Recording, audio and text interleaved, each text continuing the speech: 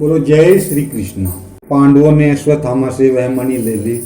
तब वे आकर द्रौपदी को वो मणि देते हैं।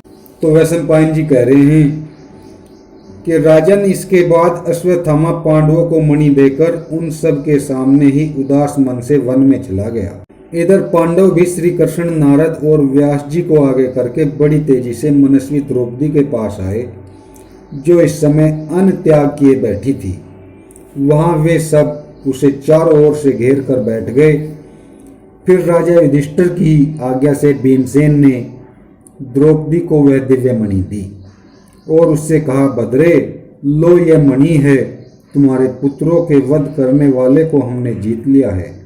अब उठो और शोक त्याग कर अक्षात्र धर्म का विचार करो।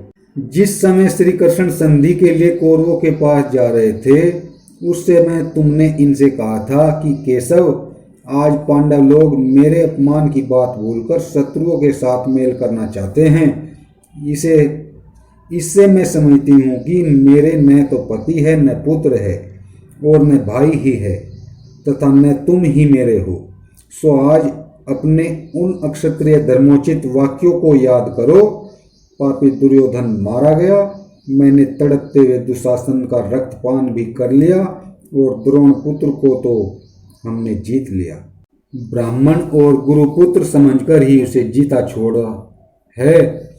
उसका सारा यश मिट्टी में मिल चुका है। हमने उसकी मणि छीन ली और अस्त्र पृथ्वी पर डलवा दिए हैं। यह सुनकर द्रौपदी ने कहा, गुरुपुत्र तो मेरे लिए गुरु के ही समान है। मैं तो केवल उससे अपने अनिष्ट का बदला ही लेना चाहती थी। अब इस मणि को महाराज अपने मस्तक पर धारण करे। तब राजा युधिष्ठिर ने उस मणि को गुरुजी का प्रसाद समझकर द्रौपदी के कहने से उसी समय अपने मस्तक पर धारण कर लिया। इसके बाद पुत्र शोकातुर द्रौपदी उठकर अपने स्थान पर चली गई। राजन, अब महाराज युधिष्ठिर ने रात के समय जो वीर मारे गए थे उनके लिए शोकातुर होकर श्री कृष्ण से कहा, कृष्ण, अश्वत्थामा तो शस्त्र विद्या में विशेष कुशल भी नहीं था। फिर उसने मेरे सभी महारथी पुत्र और हजारों योद्धाओं के साथ अकेले ही लोहा लेने वाले शस्त्र विद्या विशारद द्रुपद पुत्रों को कैसे मार डाला। उसने ऐसा कौन सा पुण्य कर्म किया था जिसके प्रभाव से उसने अकेले ही हमारे सब सैनिकों को नष्ट कर दिया। तब श्री कृष्ण जी कहते हैं कि अश्वत्थामा ने अवश्य ही ईश्वरों के ईश्वर देवादिदेव अविनाशी भगवान शिव की शरण ली थी। इसी से उसने अकेले ही अनेकों योद्धाओं को मार डाला। महादेव जी तो प्रसन्न होने पर अमरता भी दे सकते हैं और इतना पराक्रम दे देते हैं जिससे इंद्र को भी नष्ट किया जा सकता है। भरत श्रेष्ठ, महादेव जी के स्वरूप का मुझे अच्छी तरह ज्ञान है तथा उनके जो अनेकों प्राचीन कर्म है उन्हें भी मैं जानता हूँ। वे संपूर्ण भूतों के आदि, मध्य और अंत है। यह सारा जगत उन्हीं के प्रभाव से चेष्टा कर रहा है।